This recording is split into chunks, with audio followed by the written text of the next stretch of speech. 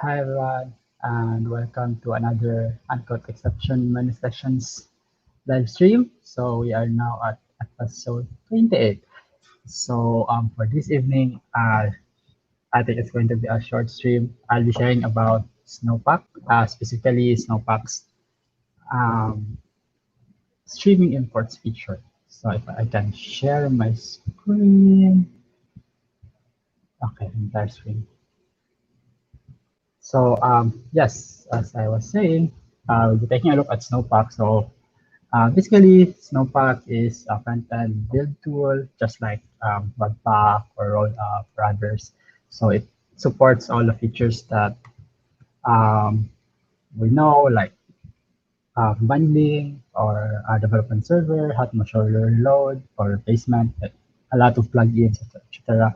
So Snowpack is really cool, really fast, but we won't be taking a look at all of Snowpack. We are going to take a look at a specific Snowpack feature called streaming imports.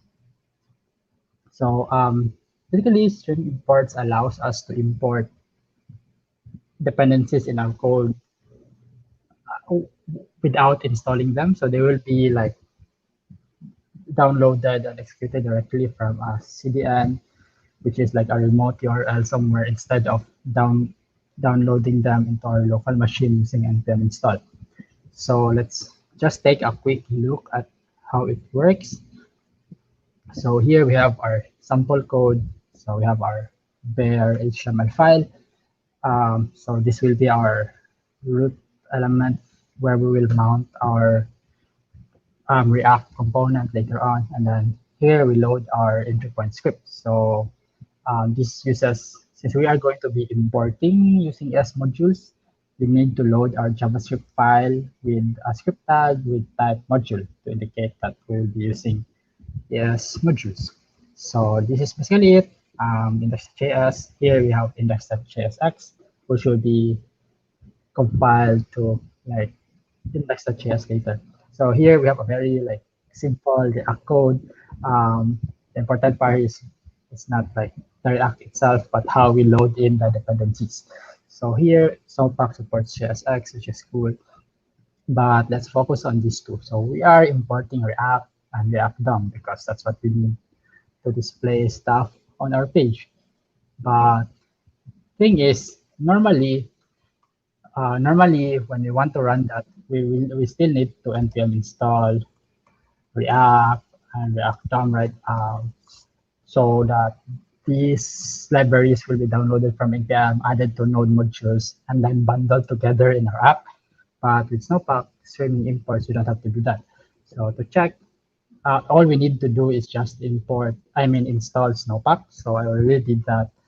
So if we check our dependencies, we really only have Snowpack in our node modules. So if I install this globally, then we won't even have any dependencies in this project. So we just have Snowpack.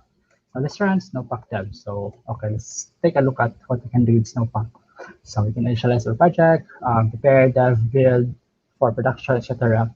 And the one we're interested in is Snowpack dev, which will start a development server that we can use to test our app in our local environment. So let's run that Snowpack dev. And immediately we see that, okay, we encounter an error, React is not found. This is because by default, Snowpack thinks that we are going to be loading our dependencies from npm so that we have a node modules with all the dependencies. So that's not what we are going to do. We are going to use stream imports. So we need to configure Snowpack to not use npm, but instead use stream imports. So we need a config. We need to configure Snowpack for that. So we need a Snowpack config file, and we can get one by running Snowpack init. So yes, we get our config file, which will open right now. Sorry.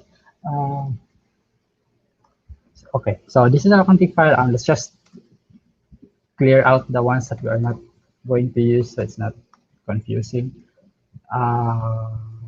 Okay, yes. So for here, we only need package options.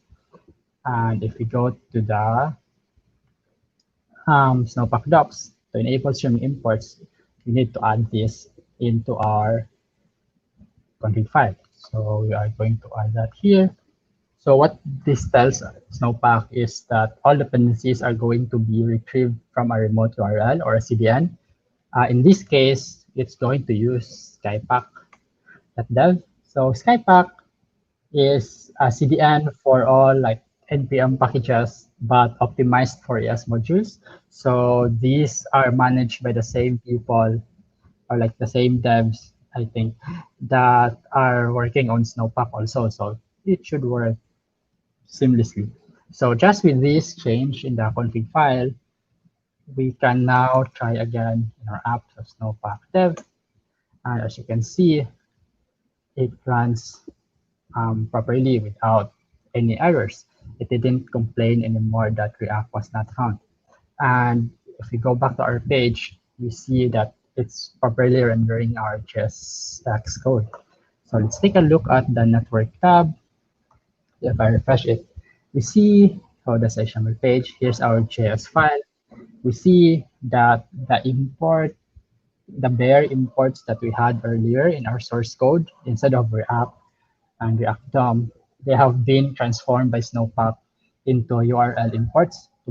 So these are served by the development server, but these packages are downloaded from Skypack and then cached locally so that it works offline also.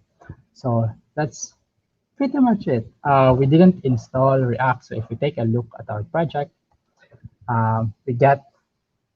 okay, so if you take a look at node modules, there's no React there. We can check it by running npm list, still no React.